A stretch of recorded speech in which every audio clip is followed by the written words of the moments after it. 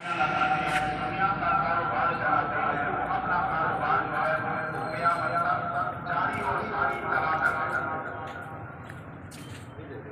ان کو وہ ثواب مل رہا ہے۔ بہرحال میں نے جو آیت پڑھی ہے کہ کل نفس ذائقہ الموت، جو ہے وہ بہت فرض ہے۔ میرے محترم میرے استاد اللہ تعالیٰ ان کی قبر کو نور سے بھر دے، وہ اکثر یہ فرمایا کرتے تھے، آپ حضرات نے بھی سنی ہوگی وہ بات، اور ہے بھی ایسے کہ وہ فرمایا کرتے تھے کہ آنے کی تکلیف ہے، جانے کی کوئی تکلیف نہیں ہے۔ آنے کی تکلیف ہے، جانے کی کوئی تکلیف نہیں ہے۔ جس کے اوپر اللہ کا پیغام آ گیا، جس کی زندگی کا انتظار ہو گیا، جس کی زندگی ختم ہو گئی، فرمایا کہ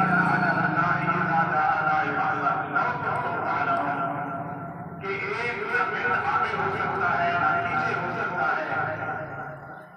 ان اجل اللہ اذا جاء لا يؤخر، لو كنتم تعلمون، کاش کہ تمہیں اس بات کا یقین ہوتا، اس بات کا علم ہوتا کہ ہماری موت بالکل قریب آ چکی ہے۔ ان المنیت نازلۃ بقیامتہا، کہ لوگوں تمہاری موت جو ہے وہ تمہارے ساتھ بالکل کھڑی ہے۔ تم بازاروں کا راستہ لے کے جا رہے ہو، تم کھیتوں کی طرف جا رہے ہو، تم دکانداری کی طرف جا رہے ہو، لیکن موت تمہارا پیچھا کر رہی ہے، موت تمہارے آگے انتظار کر رہی ہے۔ اگر کسی کو علم ہوتا کہ میرا ساتھی ہو ایکسیڈنٹ ہو جائے گا، کل میری موت آنے والی ہے، کوئی آدمی سفر کے لیے نہ جاتا، لیکن وہ اللہ تعالیٰ نے یہ فرمایا ان اللہ عنده علم الساعة وينزل الغيث وعنده علم اللہ نے فرمایا میرے پاس ہے، قیامت ہے اللہ نے فرمایا میرے پاس ہے، ان اللہ عنده علم الساعة وينزل الغيث، بارش کب برسے گی، وَيَعْلَمُ مَا فِي الْأَرْحَامِ، بغیر کسی واسطے کے ماں کے رحم کے اندر بیٹا ہے یا بیٹی ہے، اللہ فرماتے ہیں مجھے علم ہے۔ وَمَا تَدْرِي نَفْسٌ مَاذَا تَكْسِبُ غَدًا، معلوم کر انسان کیا کرے گا۔ وَمَا تَدْرِي نَفْسٌ بِأَيِّ أَرْضٍ تَمُوتُ، اس کی موت جو ہے کیسی کس سرزمین کے اوپر اس کی موت آئے گی، کسی کو علم نہیں ہے۔ یہ ہمارے سامنے محمد شاہد اللہ تعالیٰ ان کی قبر کو نور سے بھر دے، اللہ تعالیٰ ان کی صغیرہ کبیرہ گناہوں کو معاف فرما دے۔ یہ اپنے والدین کو، اپنے رشتہ داروں کو دار مقام پر دے کر اپنی جوانی کی حالت میں چلے گئے۔ اکثر لوگ یہ کہتے ہیں کہ بے وقتی موت آئی ہے، یہ غلط ہے، یہ کہنا بالکل غلط ہے۔ ہمیشہ یہ کہا کرے کہ اس کو بالکل ٹائم پر موت آئی ہے، اس کا وقت یہی تھا، اس کا رزق، اس کا پانی، اس کے سانس ختم ہو چکے تھے، اس لیے اللہ تعالیٰ کی طرف سے یہ پیغام نکل آیا۔ والدین ہمیشہ انسان جو ہے وہ یہ کہتا ہے اور کہا بھی یہی جاتا ہے کہ ماں باپ کا صدمہ جو ہے اولاد برداشت کر جاتی ہے، اولاد جو ہے ماں باپ کا صدمہ برداشت کر جاتی ہے، لیکن ماں باپ جو ہے وہ اولاد کی جدائی کا صدمہ ناقابل برداشت ہوتا ہے۔ وہ سال ہر سال بلکہ موت قبر پہ داخل ہونے تک وہ اس صدمے کو نہیں بھولتے۔ یہ ان کے ساتھ جن کے ساتھ یہ پوری ہے نا، جن کے سامنے نوجوان بچے بچیاں معصوم جن کے سامنے گئے ہیں، جنہوں نے اپنے ہاتھوں کے ساتھ ان کو پالا، ان کو جوان کیا اور سنوارا، ان کی شادیاں کی، ان کی خوشیاں دیکھی اور وہ ان کو اپنے ہاتھوں کے ساتھ قبر میں اتارا، یہ ان سے جا کر پوچھیں کہ کیا صدمہ ہو جاتا ہے۔ رسول اللہ صلی اللہ علیہ وآلہ وسلم کی ذات مقدس، آپ صلی اللہ علیہ وآلہ وسلم نے فرمایا کہ اے لوگوں، جس وقت تمہیں کوئی تکلیف آئے، کوئی صدمہ آئے، میرے صدمے کی طرف دیکھ لیا کرو۔ فرمایا تمام انبیاء علیہ السلام کو ستایا گیا،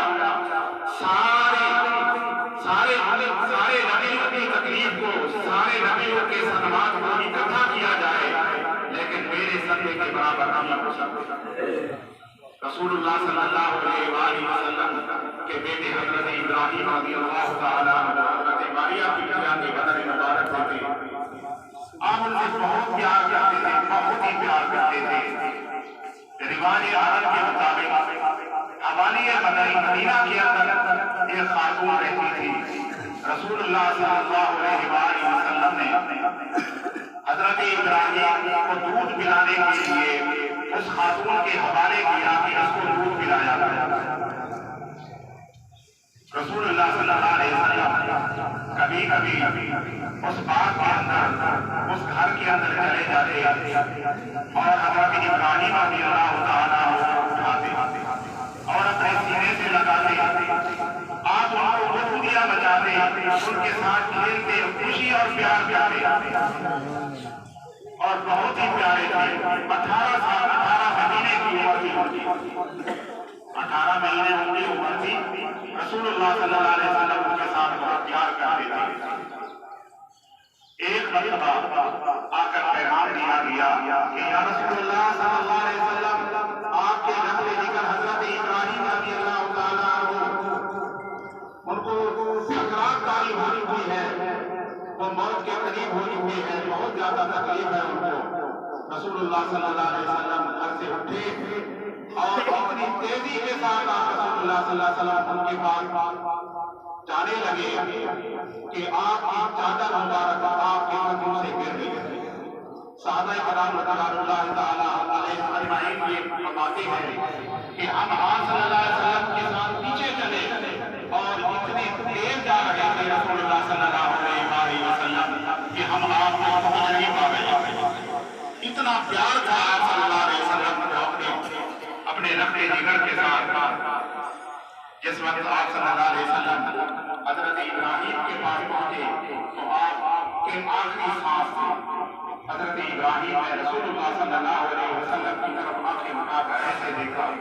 رسول اللہ صلی اللہ علیہ وسلم نے اپنے رقبے جگر کو دیکھا.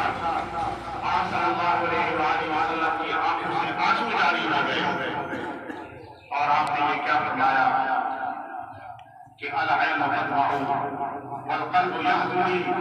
میرا دل آپ کی جدائی کے اندر ابراہیم بہت بڑا غمگین ہے, میری آنکھیں آنسو بہا رہی ہے,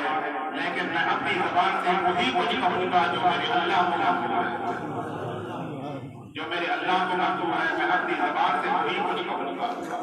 اور فرمایا کہ اے ابراہیم, تیری جدائی کا مجھے اتنا دکھ ہے, اتنا دکھ ہے کہ اگر مجھے یہ پتا نہ ہوگا کہ میں تیرے پاس آنے والا ہوں تو فرمایا میں اتنا روکا کہ یہ صحابہ جو ہے مجھے دیکھ کر بھی رونے لگے, یہ پریشان ہو جاتے میرے رونے کو دیکھ کر. لیکن اللہ کا عمل یہی ہے کہ جس وقت کوئی مصیبت آئے, کوئی تکلیف آئے تو اس وقت تو اپنے صبر کرنا ہے, جادو خدا نہیں کرنی, اللہ کی عذاب راضی رہنا ہے. رسول اللہ صلی اللہ علیہ وسلم نے اپنے آنکھوں سے غسل دلوایا. غسل دلوانے کے بعد قبر تک لے گئے. اکثر آپ صلی اللہ علیہ وسلم جو ہے معصوم بچوں کو اپنے ہاتھوں سے قبر کے اندر دفن کیا کرتے تھے. رسول اللہ صلی اللہ علیہ وسلم قبر مبارک کے اندر بیٹھے ہوئے ہیں اور صحابہ کو کہا کہ میرے صحابہ, میرے اندر اتنی سخت نہیں ہے کہ میں اپنے رقبے جگر کو قبر کے اندر اتاروں گا. میں دیکھ رہا ہوں, میں انتظار کرتا ہوں کہ تم میرے رقبے جگر کو تم اپنے ہاتھوں کے ساتھ قبر کے اندر اتارو. ان والدین کے اوپر کیا گزرتی ہوگی جو اپنی اولاد کو اپنی آنکھوں سے دیکھ رہے ہوتے ہیں کہ میرا بیٹا جن کو میں نے اپنی گود کے اندر پالا, جن کو میں نے اپنی خوشی دیکھی اور لاڈ اور پیار کے ساتھ ان کو میں نے رکھا, آج ان کو میں اپنے آنکھوں کے ساتھ قبر کے اندر اترتا دیکھ رہا ہوں. لوگوں یہ موت جو ہے یہ عبرت ہے. ہر انسان کے اوپر موت آنی ہے, نوجوان کے اوپر بھی آنی ہے, بوڑھے کے اوپر بھی آنی ہے. کل نفس ذائقہ الموت, اللہ کا فیصلہ جو ہے وہ بدل ہے. اللہ کے فیصلے کو کوئی ٹال نہیں سکتا. اگر موت ٹال سکتی تو ڈاکٹر کبھی کوئی ڈاکٹر کوئی حکیم کوئی نہ بنتا. لیکن جو آدمی تاریخ کے اندر آپ نے بھی پڑھا ہوگا، جو آدمی جس مرض کا سب سے زیادہ ماہر تھا اسی مرض کے اندر مبتلا ہوگا وہ دنیا سے گیا. اور اندر یہ بیان کروں کہ آج کا یہ جو حالات نظر رہے ہیں یہ اللہ کی طرف سے آیا ہوا یہ عذاب ہے. عذاب اللہ پاک قرآن پاک کے ذریعے فرماتے ہیں کہ فرمایا کہ من اعرض عن ذکری فإن له معیشة ضنکا ونحشره یوم القیامة اعمی. جو لوگ میرے حکم سے اعراض کرتے ہیں، میرے احکامات کی پابندی نہیں کرتے، فرمایا دو قسم کے اللہ پاک کے اوپر عذاب عطا دیتے ہیں. پہلا ایک عذاب جو ہے وہ دنیا کے اندر اور ایک عذاب جو ہے وہ آخرت کے اندر. فرمایا دنیا کے اندر جو انسانوں کے اوپر عذاب آتا ہے فإن له معیشة ضنکا، سب کچھ ہوتے ہوئے اللہ پاک فرماتے ہیں میں ان کی معیشت کو تنگ کر دیتا ہوں. سب کچھ ہے، پہلے اتنا اناج تھا، کپاس، کمار، یہ چاول، اتنے کوئی کسی کے پاس اتنا اناج کی آمدنی نہیں ہوتی تھی. لیکن سب کچھ ہونے کے بعد ہر آدمی یہ کہتا ہے کہ میرا خرچہ پورا نہیں ہے. ومن اعرض عن ذکری فإن له معیشة ضنکا. اللہ پاک فرماتے ہیں کہ جب میرے حکم سے اعراض کریں گے تو سب سے پہلے دنیا کے اندر کیا عذاب دوں گا کہ معیشت کو کم کر دوں گا. وَنَحْشُرُهُ يَوْمَ الْقِيَامَةِ أَعْمَىٰ. اور قیامت کے اندر دوسرا عذاب کیا ہوگا کہ آخرت کے اندر میں ان کو جب قبر سے اٹھیں گے ان کی بینائی نہیں ہوگی، وہ اندھے اٹھیں گے.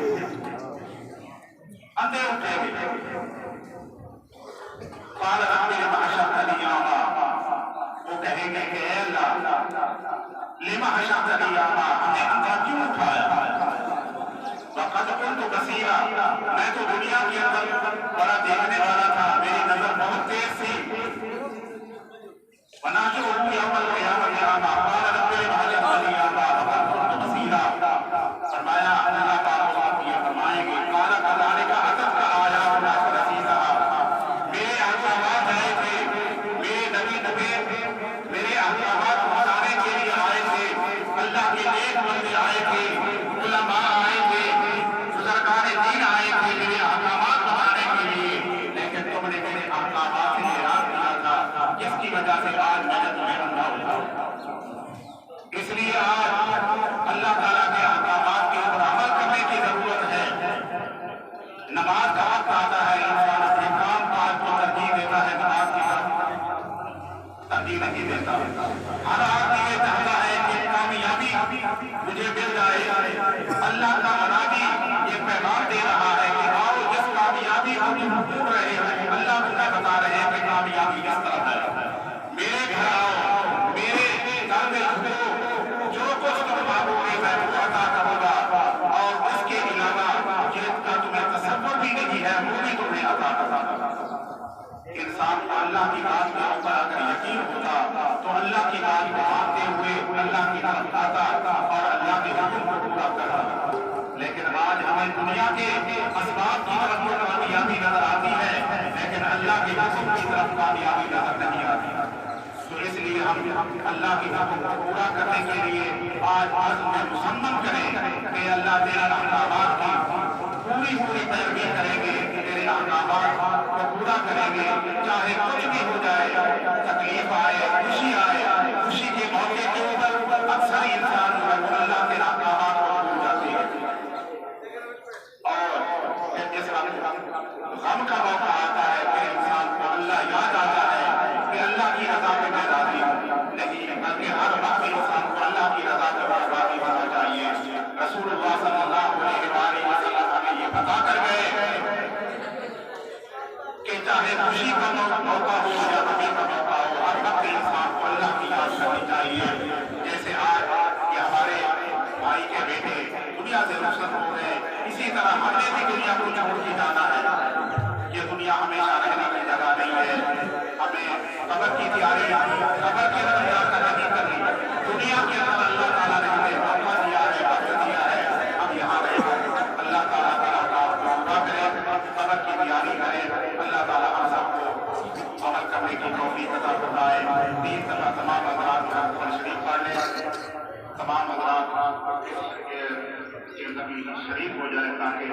ہمیں بھی ثواب مل جائے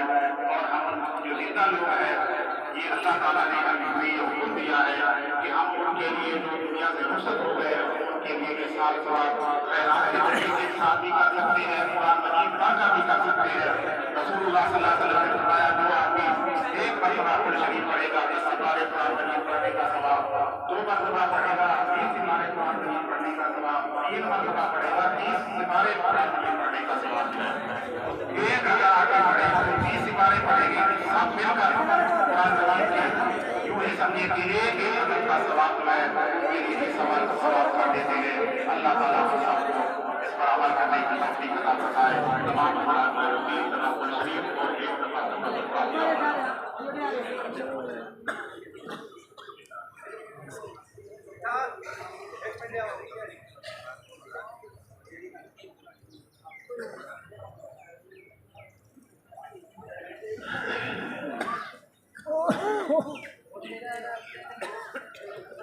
اللهم صل على محمد وعلى ال محمد كما صليت على ابراهيم وعلى ال ابراهيم انك حميد مجيد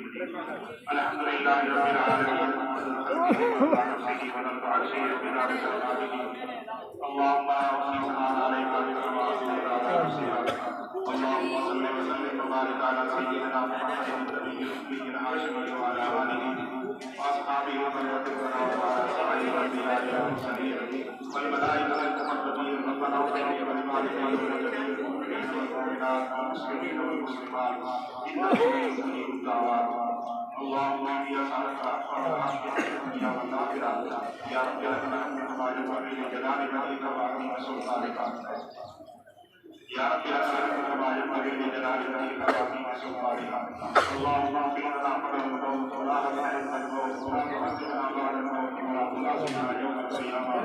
انك على كل شيء قدير اللهم اجعلنا فيمن هديت وعافنا فيمن عافيت وتولنا فيمن توليت وبارك لنا فيما اعطيت وقنا شر ما قضيت انك تقضي ولا يقضى عليك فانه لا يذل من عليك ولا يذل من عليك نستغفرك ونتوب اليك تبارك ربنا يا ذا الجلال والاكرام یا اللہ جن ساتھیوں نے قرآن شریف پڑھا اور سورۃ الفاتحہ یا اللہ اس کا ثواب حضرت محمد مصطفیٰ احمد مصطفیٰ صلی اللہ علیہ وسلم یا اللہ کے پیش کرتے ہیں یا اللہ یا علیہ الصلوۃ والسلام کو پیش کرتے ہیں یا اللہ یا اللہ انبیاء علیہ الصلوۃ والسلام سے لے کر آج تک جتنے بھی مسلمان تمہارے سے رخصت ہو گئے یا اللہ سب کے لیے اظہار ثواب کرتے ہیں یا اللہ قبول و منظور فرما بالخصوص محمد شاہد یا اللہ ہمارے دنیا سے رخصت ہو گئے یا اللہ والدین کے لیے نافع کرنے کا یا اللہ کی بخشش فرما یا اللہ اپنی قبر کو منور فرما یا اللہ میرے استاد محترم جن کا یہ چشمہ جاری ہے یا اللہ قیامت تک کے سب جاری و ساری فرما یا اللہ سارے کام کا ثواب یا اللہ کی اوپر پہنچا یا اللہ کے درجات بلند فرما یا اللہ کے درجات بلند فرما رب ارحمنا كما ربياني صغيرا رب ارحمنا كما ربياني صغيرا ربنا لا تزغ قلوبنا بعد إذ هديتنا وهب لنا من لدنك رحمة إنك أنت الوهاب ربنا آتنا حجاب الناس في يوم لا ريب فيه إن الله لا يخلف الميعاد اللهم اغفرنا بالإيمان اللهم اغفرنا بالإيمان بكلمة لا إله إلا الله محمد رسول الله صلى الله عليه وسلم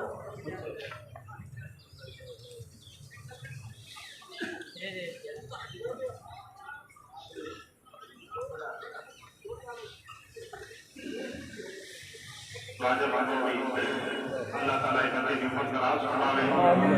اللہ تعالیٰ نیک بناوے حافظ قرآن بناوے عالم بناوے اپنے والدین کے واسطے صدقہ جاریہ بناوے ربنا تقبل منا انك انت السميع العليم وتب علينا انك انت التواب الرحيم اے اولاد کی نیک ہوئی ہے نا والدین واسطے صدقہ جاریہ بنائے اپنے واسطے صدقہ جاریہ ضرور بنا کے بنائے کہ دنیا کی رحمت میں یہ صدقہ ہمیشہ سارے واسطے اسا قبری کے مہمان کی مسلم کے سارے کی کوئی مقصد اسارے اللہ درجات بلند فرمائے دے اسارے اللہ تعالی صغیرہ کبیرہ گناہ کو معاف فرما دے یعنی بسم اللہ بندہ پڑھتا ہے نا انسان جو کے قبر کے اندر عذاب ہوگا تو اللہ عذاب بسم اللہ شروع کرے سے اللہ تعالی انسان کے عذاب سڑے